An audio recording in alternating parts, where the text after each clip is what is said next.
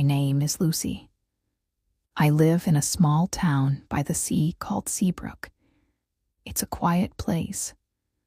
The waves make a soft sound all day and all night.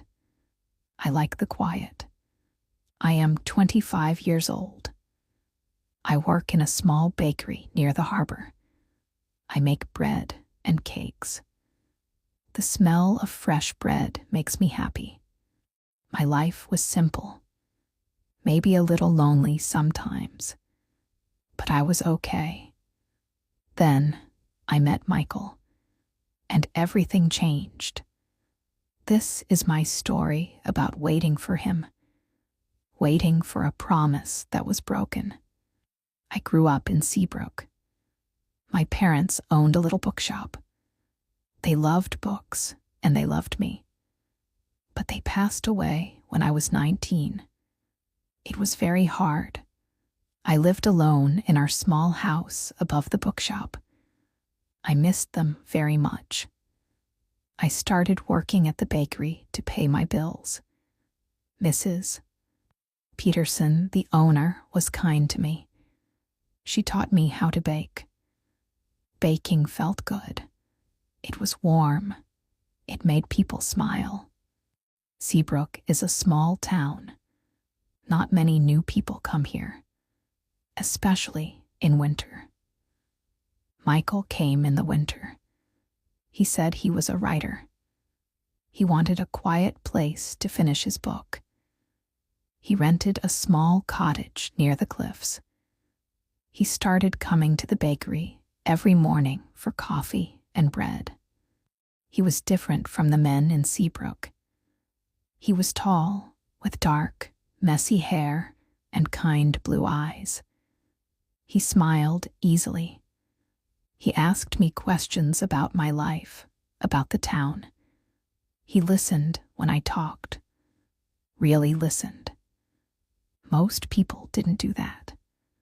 He told me stories about the places he had traveled. He made the world feel bigger. He told me I had a beautiful smile. He said I was like the sunshine in the quiet town. His words made my heart feel warm. I wasn't used to compliments. I was usually quiet and kept to myself. But with Michael, I felt different. I felt seen. I felt special. We started spending time together. After work, we would walk along the beach. The winter air was cold, but I didn't mind. We collected shells. We watched the waves crash on the shore. He told me about his book. It was a story about finding love in unexpected places. He said I inspired him. One evening, we were sitting on the old wooden pier. The stars were very bright. The sea was calm. He took my hand. His hand was warm. "Lucy," he said softly, "I didn't expect this. I came here to be alone, to write. But I found you. And I think I'm falling in love with you." My heart jumped. I looked into his eyes. They looked sincere. "I think I'm falling in love with you too, Michael," I whispered. It felt like a dream. He leaned in and kissed me gently. It was my first real kiss. It felt like magic. After that night, we were inseparable. He spent less time writing and more time with me. We explored the coast together. We had picnics on the cliffs, even when it was cold. We cooked dinner together in my small kitchen above the bookshop. He read parts of his book to me. I felt like the luckiest girl in the world. He told me about his life before Seabrook. He said he had a difficult past. He didn't give many details. He just said he wanted a fresh start, a new life. He said he wanted that new life with me. "Lucy," he said one night, holding me close, When I finish my book, let's leave this place together. Let's travel. Let's see the world, just you and me. We can build a life somewhere new, somewhere bright." His words were like a beautiful song. Leave Seabrook. See the world. With him, it sounded like a fairy tale. I had never dreamed of leaving my small town, but the thought of going with Michael, of starting a new life together, filled me with excitement. "Yes, Michael," I said. "I want that more than anything." He smiled. "Good," he said. "I'll finish the book soon. Maybe in a month. Then we'll go, I promise." He kissed my forehead. I believed him with all my heart. He was my love, my hope, my future. The next month was full of planning and dreaming. Michael worked hard on his book. He seemed happy, excited.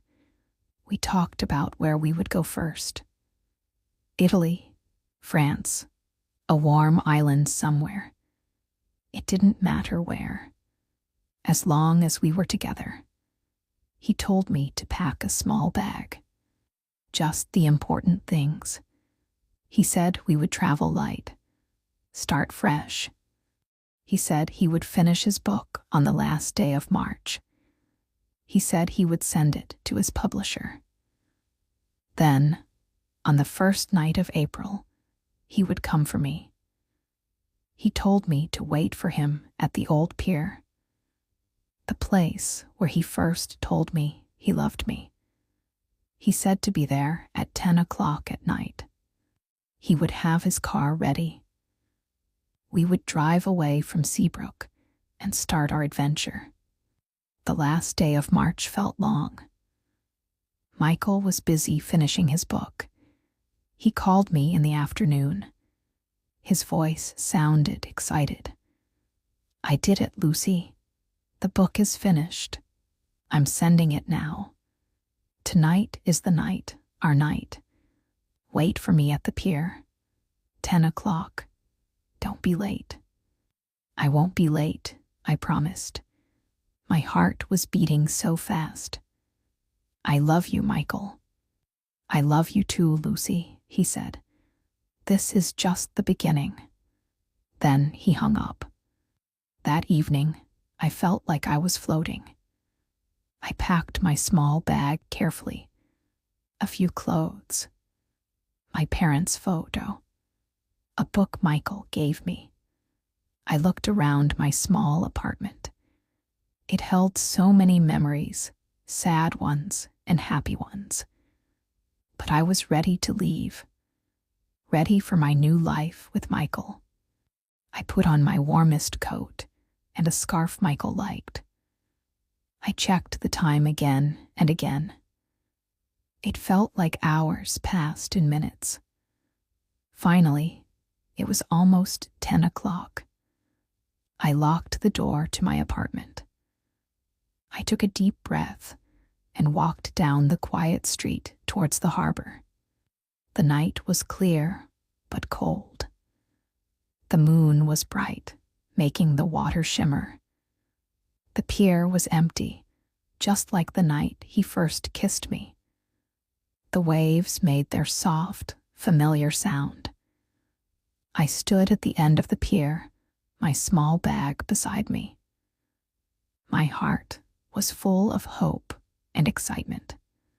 I looked towards the road, waiting to see the lights of his car. 10 o'clock came. He wasn't there. He's just a little late, I told myself. Maybe sending the book took longer. I waited. 10:15, 10:30. Still no sign of him. The wind felt colder now. I pulled my scarf tighter. A small worry started in my stomach. Where was he? I checked my phone. No messages. No missed calls. I tried calling him. Straight to voicemail. Just like that night he disappeared before. But this was different. This was our plan, our promise. He wouldn't break it. Would he? 11 o'clock. The pier felt very long and lonely. The moon watched me silently. The waves seemed to whisper questions. Where is he, Lucy? Why isn't he here? The worry grew bigger. It turned into fear. Maybe something happened to him. An accident. I called his number again. Voicemail. I sent him a text message. Michael, where are you?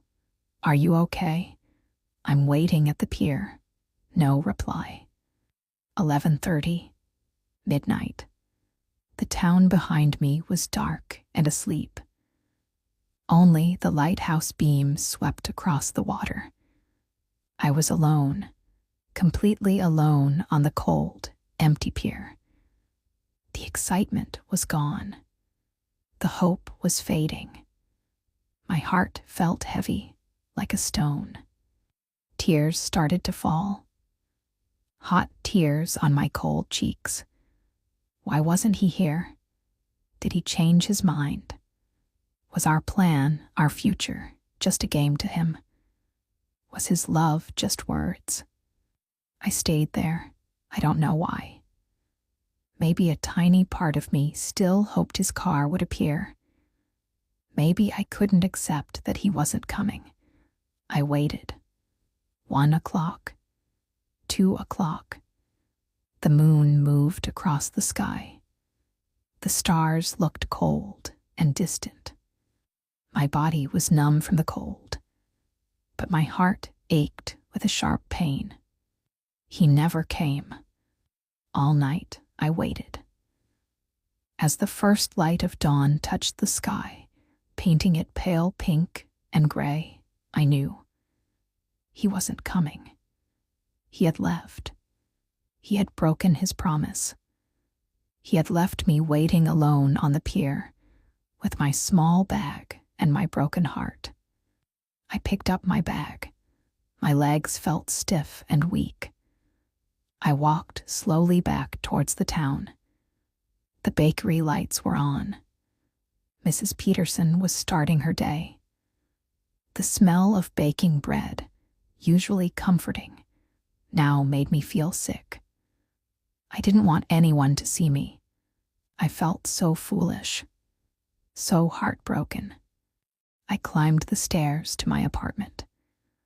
The key felt heavy in my hand.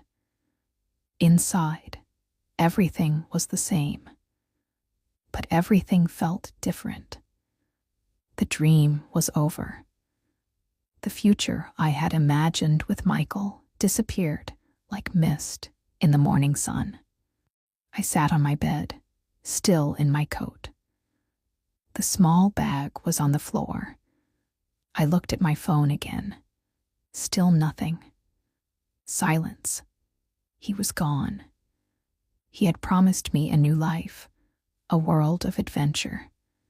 Instead, he gave me a cold night on a lonely pier and a silence that echoed louder than any words. Now I wondered, did he ever truly love me? Was any of it real? Or was I just a chapter in his book? A character he created for a little while, then left behind when the story moved on. The questions hurt. The not knowing hurt. But the silence hurt the most. He didn't even say goodbye. He just vanished, leaving me alone, again. The days after that night were heavy, like walking through thick fog. I went to work at the bakery. Mrs. Peterson looked at me with kind, worried eyes, but she didn't ask questions. I was grateful for her silence. I tried to smile at customers. I tried to focus on kneading the dough, shaping the loaves. But my mind kept going back to the pier, to Michael's promises, to his empty space beside me. Everything in Seabrook reminded me of him. the beach where we walked, the cliff path where we had picnics, the corner table at the small cafe where we drank coffee. Even the books in the library seemed to mock me with stories of love found and futures built. It felt like his ghost was everywhere. I stopped walking by the sea in the evenings. I stayed in my apartment after work. I didn't want to see the pier. I didn't want to see the places we shared. The small bag I had packed for our journey sat in the corner of my room. I couldn't bring myself to unpack it. It was a symbol of a future that never happened. I felt so naive, so stupid. How could I have believed him so easily? He told me he had a difficult past. He didn't give details. Maybe I should have asked more questions. Maybe there were signs I ignored because I wanted to believe in the fairy tale. I remembered times he seemed distant, times his phone calls were short. Were those clues? Was he hiding something bigger than work stress? Maybe he was never going to leave with me. Maybe it was all a lie.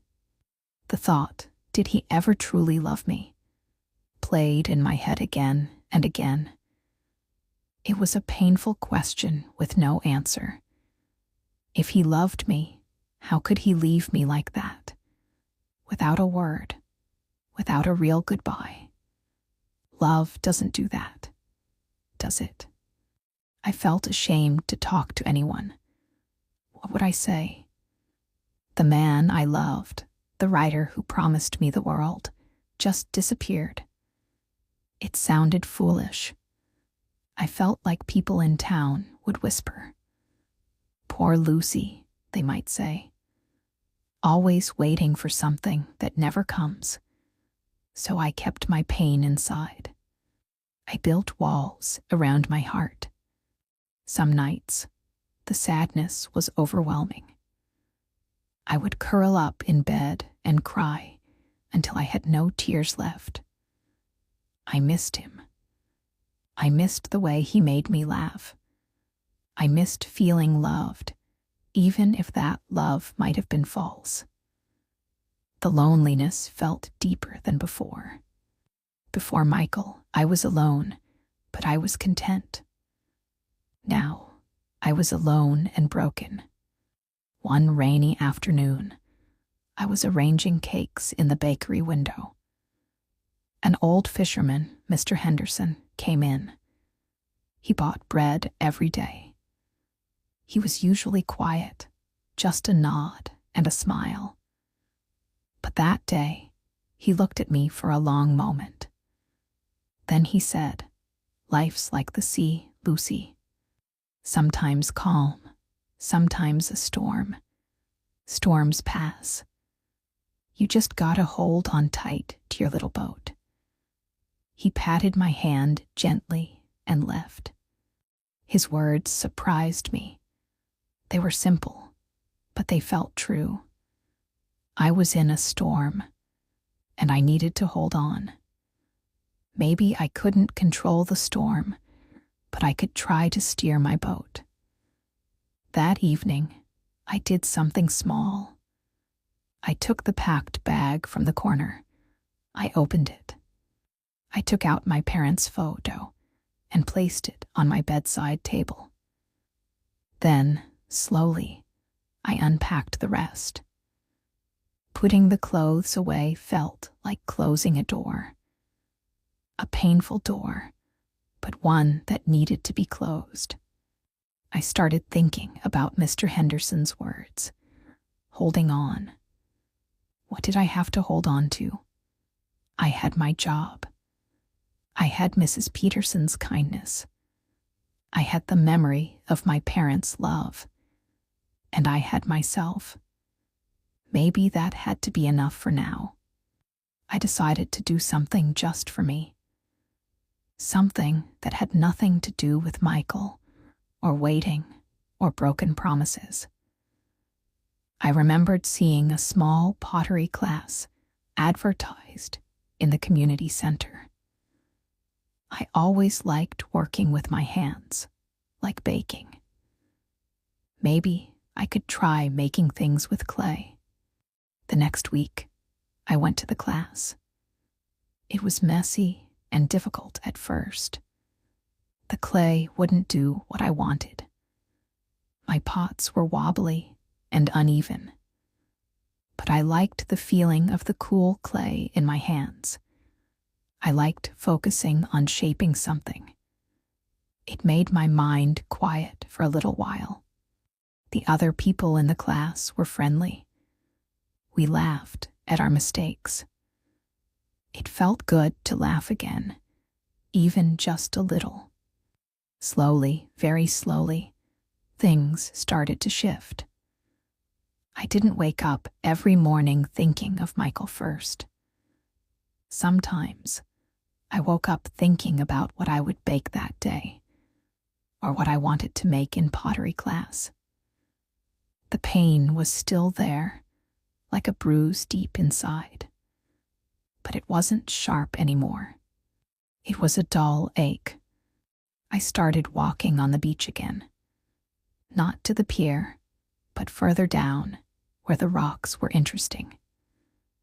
I found beautiful pieces of sea glass, smoothed by the waves. Blue, green, white, like little jewels left by the tide. I started collecting them. Each piece felt like a small piece of hope, something beautiful found after the storm. I began to accept that I would probably never know why Michael left. I would never know if his love was real. Maybe he was a coward. Maybe he was a liar. Maybe he was just lost himself. But his reasons didn't matter as much anymore. What mattered was how I chose to live my life now. I couldn't let his actions define me forever. One day, about 6 months after he left, a postcard arrived at the bakery. It was addressed to me. There was no return address. The picture was of a sunny beach, somewhere far away. On the back, only 3 words were written in handwriting I recognized. I am sorry. I held the postcard for a long time. Sorry for what? For leaving, for lying, for breaking my heart. His sorry felt small compared to the pain. But it was something. It was an ending of sorts. I didn't feel anger anymore.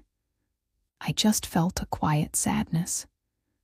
And then, I put the postcard away in a drawer. I didn't need it.